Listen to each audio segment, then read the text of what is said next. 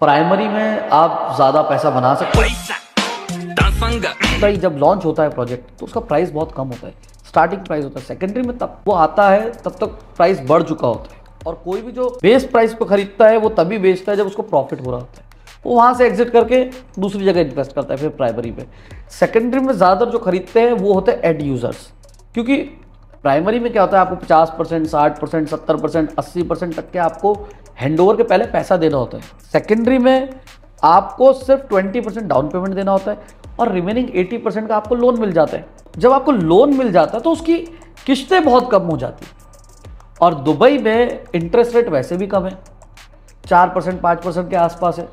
तो जो end user होता है वो एक अपना आशियाना देख रहा होता है, वो रेंट पे कर रहा होता है। ऐसा आलम है दुबई में कि रेंट जो है 8 से 12% के बीच है और होम लोन 4 से 5% के बीच है। तो आपकी मंथली ईएमआई जो आती है वो हमेशा रेंट से कम होती है। कई बार तो देखा जाता है कि ऑलमोस्ट आधी होती है। जैसे हमारा एक चल रहा है, हमने कंपनी स्टार्ट करी न्यू हाइट, तो हमारा एजेंडा था हमको हर इंसान को दुबई में घर दिलवाना है जो दुबई में रेंट पे रह रहा है, जिसके लिए हमने कैंपेन चला रखा है पिछले 2 साल से, गेट फ्रीडम फ्रॉम रेंट। आज हमने नहीं करके कम से कम 200 से 300 लोगों को रेंट से आज़ादी दिला दी। हम इन्वेस्टर्स की बात ही नहीं कर रहे। ये एक मेजर डिफरेंस होता है। और सेकेंडरी में भी पैसा बनता है, लेकिन डिपेंड करता है आप कब एंट्री कर रहे हो, कब एग्जिट कर रहे हो।